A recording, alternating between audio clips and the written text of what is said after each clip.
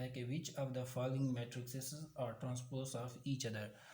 कुछ matrix given है, वो हमसे पूछता है कि वो उनमें से कौन एक आपस में जो है ट्रांसपोज ऑफ एक ट्रांसपोज ऑफ वो पूछता है कि इनमें से कौन से मैट्रिक्स हमारे पास ट्रांसपोज ऑफ ईच अदर हैं। तो क्वेश्चन नंबर 2 है वो हमारे पास,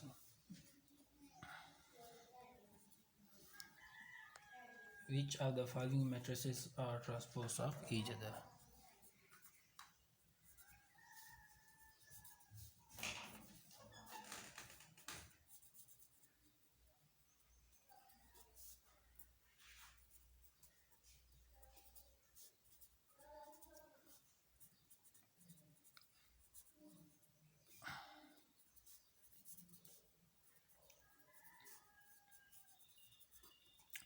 कुछ मैट्रिक्स हमारे पास गिवन है, हमने बताना है कि कौन से हमारे पास ट्रांसपोज ऑफ ईच अदर हैं।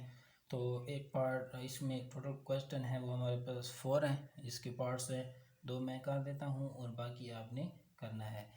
इसमें हमारे पास फर्स्ट पार्ट है वो कहता है कि ए हमारे पास इक्वल है A1 A2 B1 and B2।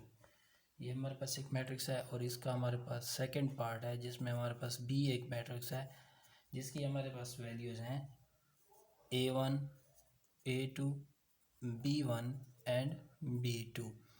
तो आपको उम्मीद करता हूँ कि समझ आ चुकी होगी कि ए और बी हमारे पास एक दूसरे के ट्रांसपोज हैं, क्योंकि अगर हम इसको ये हमारे पास कॉलम है, इसको हम रो में लिखेंगे तो ये इस तरह आ जाएगा A1 B1 और A2 B2। और अगर हम बी वाले मैट्रिक्स को इसके कॉलम को रो में लिखें A1 A2 तो ये हमारे पास A1 A2 इस तरह आएगा, B1 एंड B2। तो ए और बी हमारे पास हैंस A and B are transpose of each other. तो ये हमारे पास दो मैट्रिक्स हैं जो कि एक दूसरे के ट्रांसपोज हैं। इसके बाद हमारे पास है क्वेश्चन नंबर 3 जिसमें वो हमसे पूछता है कि which of the following matrices are symmetric matrix. Question number 3 में हमारे पास पूछता है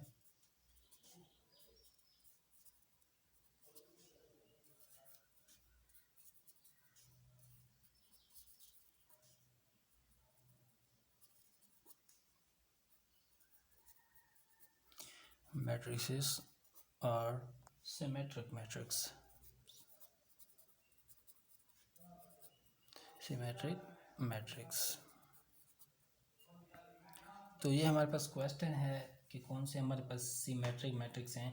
तो सिमेट्रिक मैट्रिक्स की डेफिनेशन पिछले वीडियोस में आपको मैंने समझाई थी।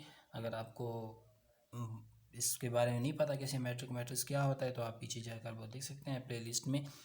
तो इसमें हमारे पास फर्स्ट क्वेश्चन है जो कि हमने देखना है कि इसको सिमेट्रिक कैसे हम फाइंड करेंगे।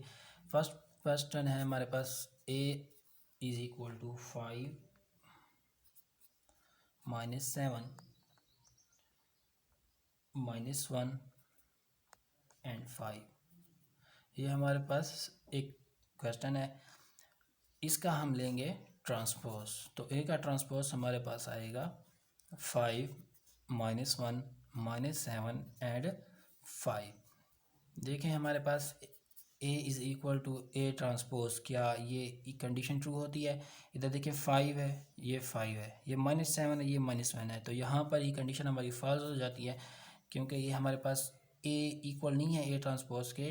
तो हम इसको कहेंगे कि ये हमारा सिमेट्रिक मैट्रिक्स नहीं है, ए इज़ नॉट सिमेट्रिक। तो अभी क्वेश्चन नंबर 2 को हम सॉल्व करते हैं। क्वेश्चन नंबर 2 में हमारे पास है कि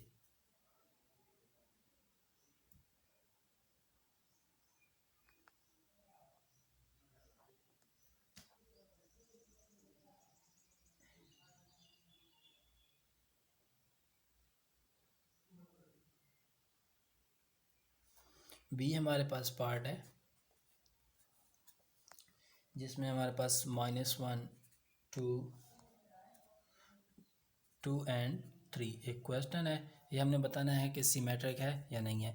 तो हम इसका पहले फर्स्ट ऑफ ऑल लेंगे ट्रांसपोज। तो बी का ट्रांसपोज हमारे पास इक्वल आएगा -1 2 के एंड 2 3। पहले हमने इस कॉलम को रो में लिखा -1 2 और फिर हमने इस कॉलम को रो में लिखा 2 एंड 3। जैसा कि आपको समझ आ चुकी होगी कि बी और बी का ट्रांसपोज दोनों इक्वल हैं, तो हमारे पास B is a symmetric matrix. तो ये हमारा सिमेट्रिक मैट्रिक्स हो गया। इसके बाद बाकी क्वेश्चंस हैं वो आपने खुद ही करने हैं, इसके पार्ट्स हैं। और इसके बाद हमारे पास एक्सरसाइज 1.2 का लास्ट क्वेश्चन है, जो कि हमारे पास है कि हमने बताना है कि which of the following matrices are skew symmetric. तो क्वेश्चन नंबर 4 हमारे पास है,